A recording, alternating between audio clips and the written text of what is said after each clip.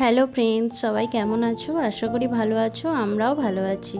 আমাদের লাগেজে দেখে বুঝতেই পেরেছো নিশ্চয়ই তোমরা যে আমরা ঘুরতে যাচ্ছি। হ্যাঁ, ঠিকই ধরেছো। 3 দিনের ছুটিতে আমরা বেরিয়ে পড়েছি সমুদ্র আর জগন্নাথ দেব দর্শনে, অর্থাৎ পুরীর উদ্দেশ্যে। আজ বৃহস্পতিবার, আমরা খড়গপুর থেকে রাত 9:30টায় ধরবো জগন্নাথ এক্সপ্রেস ট্রেনটা। বেশি দিনের জন্য নয় বলে এই দুটো ব্যাগেই মোটামুটি সব লাগেজ কমপ্লিট করতে পেরে গেছি। ট্রেনটা যেহেতু একটু রাত করে, তাই আমরা একেবারে ডিনার কমপ্লিট করেই বেরোচ্ছি।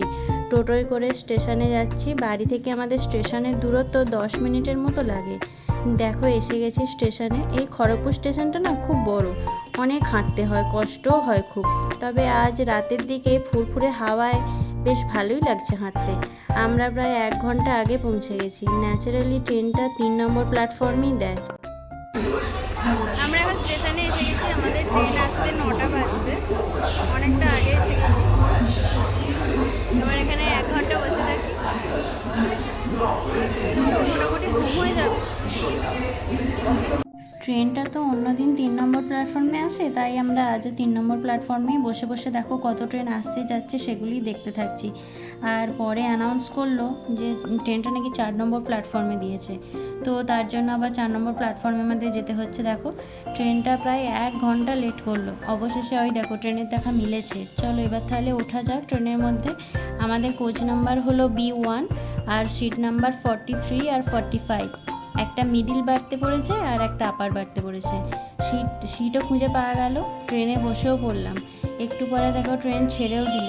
রাত যেহেতু হয়ে গেছে তাই অনেকেই শুয়ে পড়েছে। আমরাও একটু বসে থেকে গল্প করে শুয়ে পড়লাম। তাই বেড রেডি হচ্ছে। দেখো, আমার বেডে আমি শুয়ে পড়লাম সবাইকে গুড নাইট বলে। কাল ভোরে তাহলে তোমাদের সাথে দেখা হচ্ছে।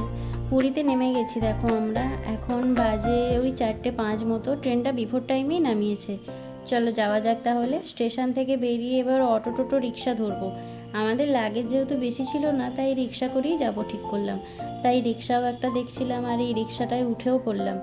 এই ভোরের টাইমে ফাঁকা রাস্তা দিয়ে ঠান্ডা ঠান্ডা হাওয়া খেতে খেতে যেতে খুবই ভালো লাগছিল। দেখতে দেখতে চলে এলাম সমুদ্র বিচের কাছে।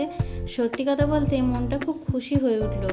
রাস্তার ধারে ধারে কত গণেশ ঠাকুরও দেখলাম। কয়েকদিন আগেই তো গণেশ চতুর্থী গেছে, তাই হয়তো অনেক জায়গায় ভাসানো হয়নি হয়তো। এখন আমরা চৈতন্যদেবের মূর্তি, স্বর্গদ্বার এই সমস্ত পেরিয়ে চলেছি আমাদের হোটেলের দিকে। আমাদের হোটেলের নাম হলো শঙ্খবেলা হোটেল। এই হোটেলটা সমুদ্র বিচের একবারে ধারেই, যে রাজ হোটেল আছে না, রাজ হোটেলের একেবারে সামনে। যেহেতু এখনও চেক আউটের টাইম হয়নি, তাই আমাদের কিছুটা সময় সমুদ্র বিচের ধারেই কাটাতে হলো। আজকের ভিডিওটা তাহলে এখানেই শেষ করলাম। আমরা পুরীতে কী কী করলাম এটা জানতে হলে অবশ্যই চ্যানেলটাকে সাবস্ক্রাইব করবে। আজকের মতো টাটা, বাই বাই।